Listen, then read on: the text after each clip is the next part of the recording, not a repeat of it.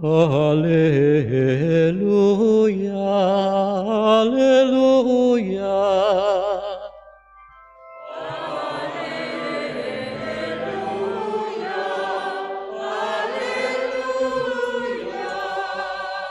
Aku memberitakan kepadamu kesukaan besar. Hari ini telah lahir bagimu Juru Selamat, yaitu Kristus Tuhan. Haleluya, haleluya.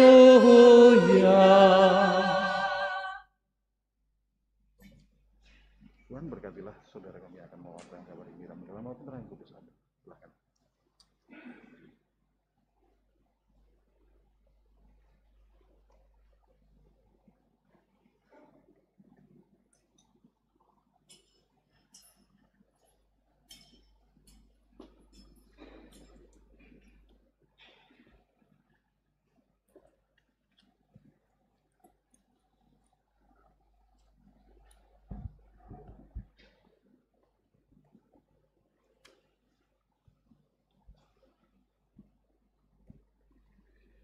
Tuhan bersamamu.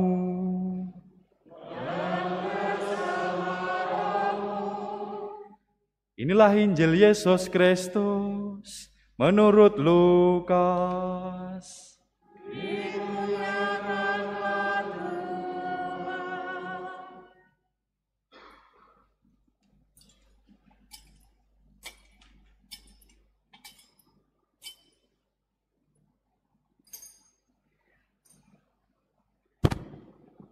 Pada waktu itu, Kaisar Agustus mengeluarkan suatu perintah, menyuruh mendaftarkan semua orang di seluruh dunia. Inilah pendaftaran yang pertama kali diadakan sewaktu Kirenius menjadi gubernur di Syria. Karena itu, pergilah semua orang mendaftarkan diri masing-masing di kotanya sendiri. Demikian juga Yusuf pergi dari kota Nazaret di Galilea ke Yudea, ke kota Daud yang bernama Bethlehem, karena ia berasal dari keluarga dan keturunan Daud, supaya didaftarkan bersama-sama dengan Maria, tunangannya, yang sedang mengandung. Ketika mereka berada di Bethlehem, tibalah waktunya bagi Maria untuk bersalin, dan ia melahirkan seorang anak laki-laki, anaknya yang sulung.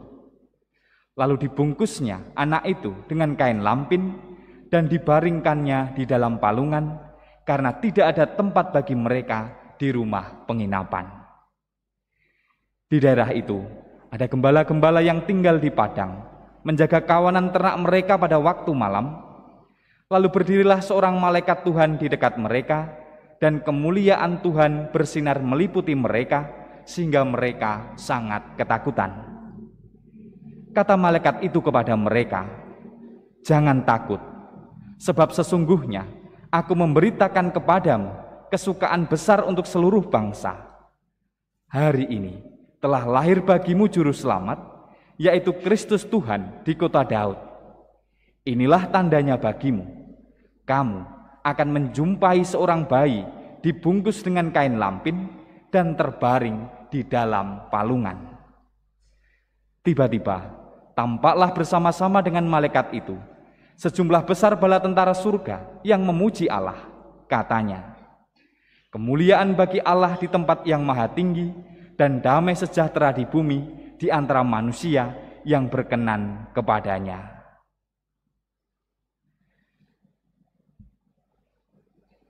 Demikianlah Injil Tuhan.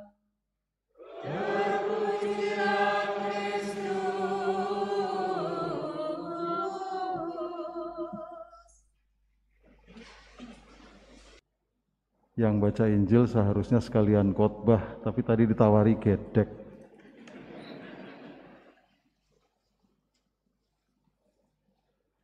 Para pastor, suster, bruder, frater, bapak dan ibu, saudara-saudariku, orang muda, semuanya yang dikasihi Tuhan, selamat malam berkah dalam.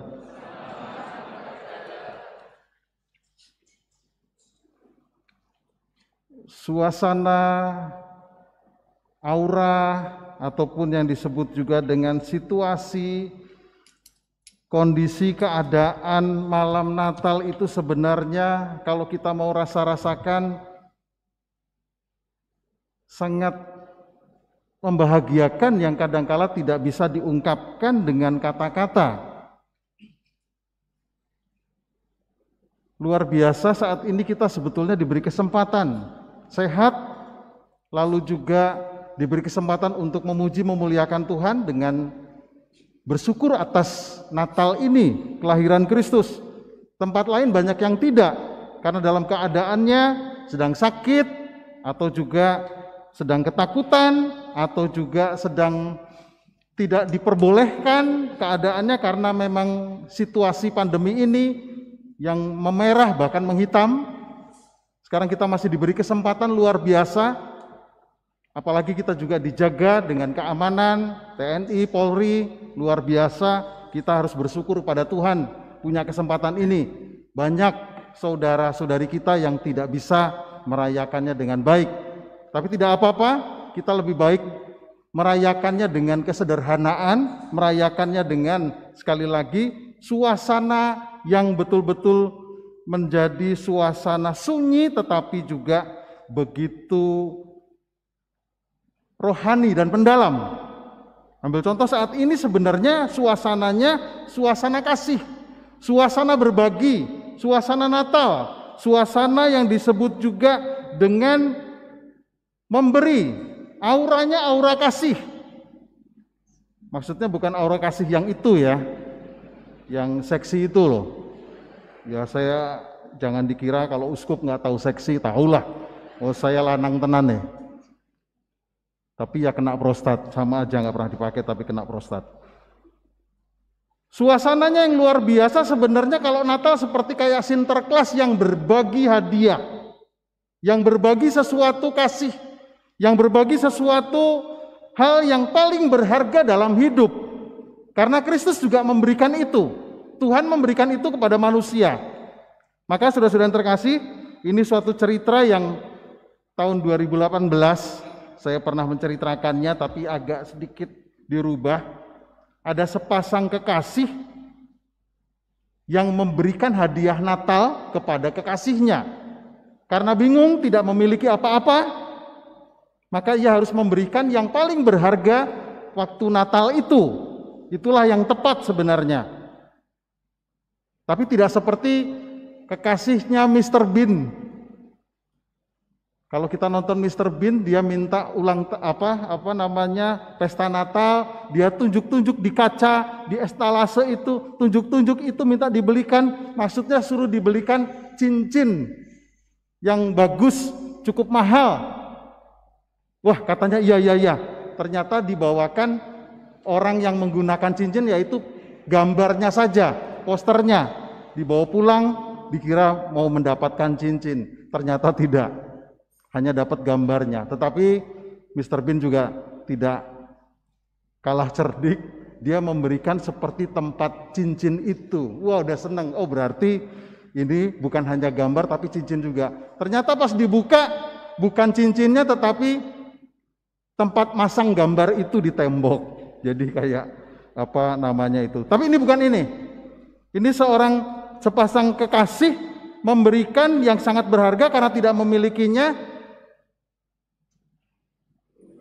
Mereka yang wanita ini karena memiliki rambut yang panjang, bagus, mengkilat, bersih dan betul-betul terawat, akhirnya karena tidak memiliki uang, dipotonglah rambut itu dan dijual di salon dan laku. Rambut itu panjang dan bagus. Akhirnya untuk membeli apa? Membeli rantai jam tangan suaminya, karena dia lihat ada jam tangan di tangan suaminya, tetapi kalepnya atau yang disebut juga dengan untuk pengikatnya itu adalah sudah jelek. Maka dia siapkan untuk itu dan akan diberikan kepada calon suaminya.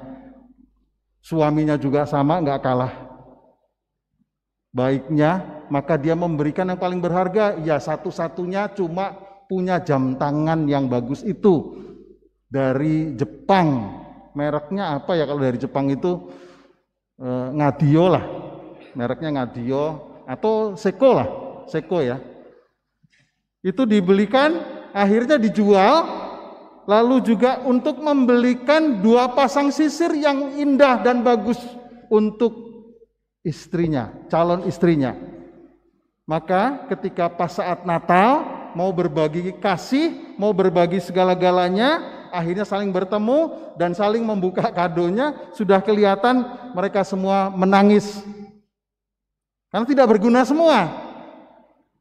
Rantai jam tangan sudah tidak ada jam tangannya, lalu juga rambutnya sudah tidak ada, tetapi sisirnya dibelikan. Tapi karena menangis, tetapi dia juga sangat tertawa sesudahnya. Karena apa? Memberikan sesuatu yang terbaik bagi kekasihnya. Jadi saat Natal ini juga sama, saatnya berbagi, saatnya memberikan kasih, saatnya memberikan sesuatu kepada orang-orang yang kita cintai, kepada siapapun juga, untuk yang lebih baik. Seperti Tuhan telah menunjukkan, memberikan yang terbaik untuk dunia ini, untuk manusia ciptaan citranya. Saudara-saudaraku yang dikasihi Tuhan, kalau kita melihat siapa sih sebenarnya kalau dalam keluarga yang paling dicintai? Saya nggak punya pengalaman ini. Tapi Anda yang mempunyai pengalaman, nomor 1 sebenarnya orang yang paling dicintai itu bukan sebetulnya nomor 1 bapak dan ibu atau juga anak-anak. Tapi nomor 1 adalah pasangannya. Itu pasti paling dicintai. Suami istri itu paling dicintai. Nanti menurunkan anak, baru selanjutnya mencintai anaknya. Anaknya juga mencintai orang tuanya, baru kemudian. Tapi nomor 1 dasarnya untuk kasih, pertama-tama mencintai pasangannya. Setiap orang yang betul-betul menikah, membangun keluarga, mencintai istrinya, begitu juga mencintai suaminya. Ini kalau sudah nggak bisa, kesana-sananya nggak bisa. Kalau sudah nggak mencintai istrinya, yang dipilihnya dengan bebas, Tuhan merestuinya, begitu sebaliknya, ini pasti nggak sambung. Harusnya ini yang menjadi dasar, pasangan suami istri ini mencintai, saling berbagi, yang paling berharga pun diserahkan, baru nanti ke anak-anak dan orang tua ke anak, begitu sebaliknya.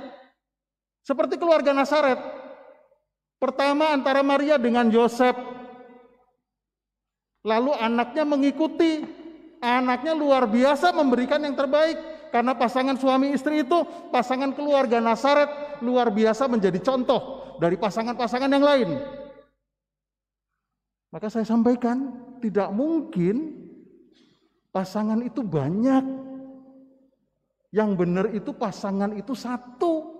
Lihat pengorbanannya si Yosef. Dia tidak dapat apa-apa, tapi harus bertanggung jawab. Dia memberikan kasihnya, dia memberikan penjagaannya, luar biasa Yosef. Begitu Maria, kepada anaknya, kepada keluarganya. Begitu juga Yesus kepada orang tuanya dan kepada semua orang. Ini contoh keluarga Nazaret adalah yang harus kita tiru. Maka kalau di Katolik, orang yang menikah lebih dari 1, yang 2 itu namanya confused man. Confused man, orang bingung.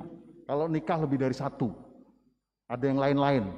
Kalau lebih dari 2, itu namanya bukan strong man, tetapi itu adalah yang disebut dengan cemen. Cemen itu ya orang yang bisa berpegang 1, yang tidak setia, yang tidak punya kekuatan. Bukan strong man, bukan orang yang powernya kuat, tetapi cemen. Tapi yang 1 adalah benar-benar true man. Kalau sampai orang menikah 1 dan setia sampai mati pada istrinya, true man. Orang yang tidak menikah, superman. Superman itu kan gak jelas. Orang pakai celana dalam aja di luar. Tapi paling tidak menurun terus, dan akhirnya juga kasih itu berjalan dan juga betul-betul terlatih. Mulai dari keluarga itu, mulailah cinta, kasih, berbagi kepada kerabatnya, kepada keluarganya, kelompoknya, keyakinannya, kepada yang dekat-dekat dan dikenal. Lalu mulai lagi kepada bangsa ini, kepada suku-suku atau di kampung atau di mana-mana, etnis yang lain dan sebagainya, dan kepada sesama manusia terakhirnya. Jadi dimulai dari situ.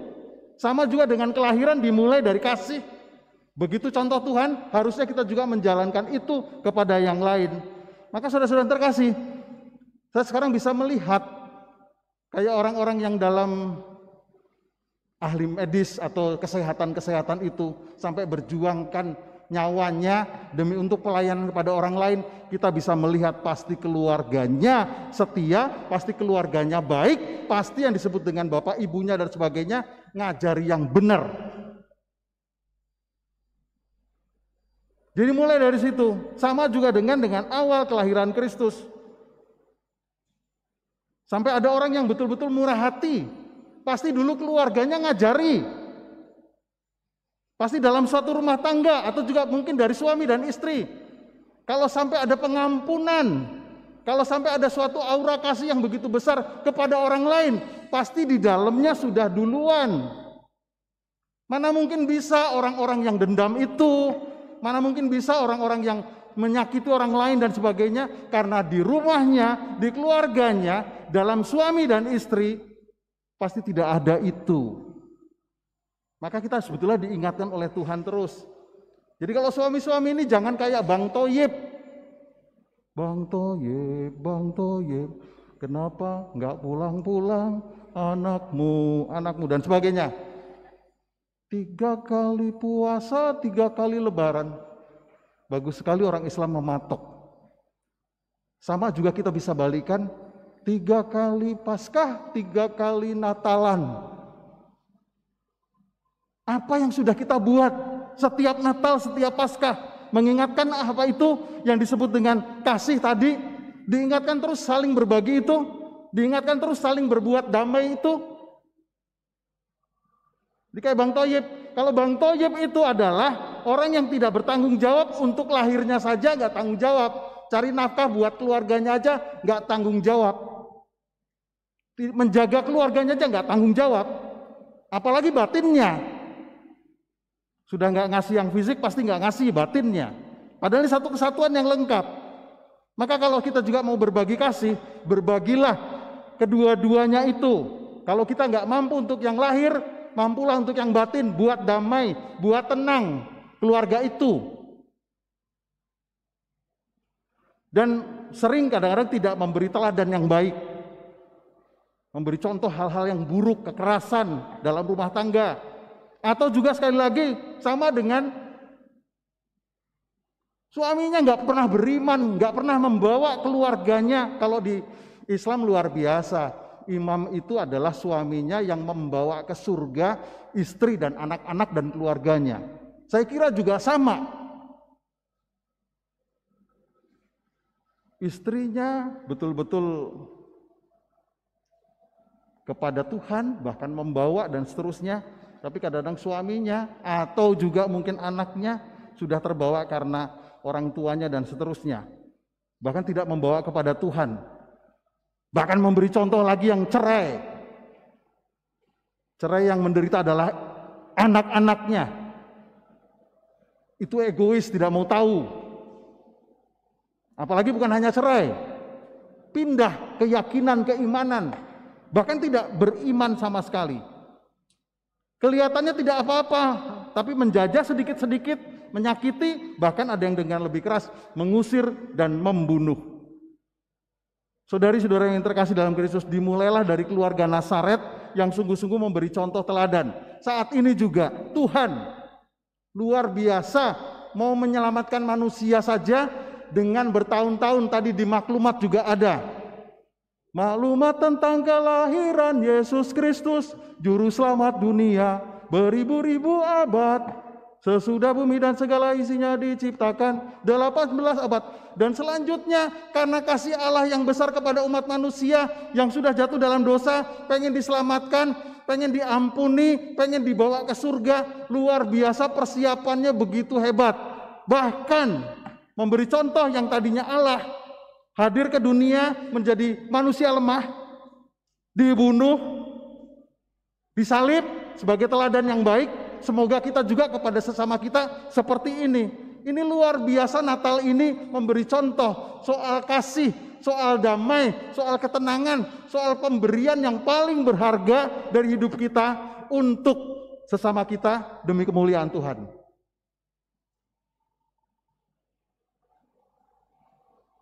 Tuhan kita sudah menunjukkan lebih dahulu, sudah punya inisiatif lebih dahulu dari dulu, karena memang Tuhan adalah kasih. Tuhan kita adalah Tuhan damai. Maka Natal ini mulailah terus-menerus semakin damai, semakin dekat Tuhan, semakin menjadi lebih baik, semakin lebih beriman, semakin lebih berani memberikan yang paling berharga buat orang yang kita cintai. Buat siapapun juga, sesama kita yang paling kita cintai, dan juga buat Tuhan.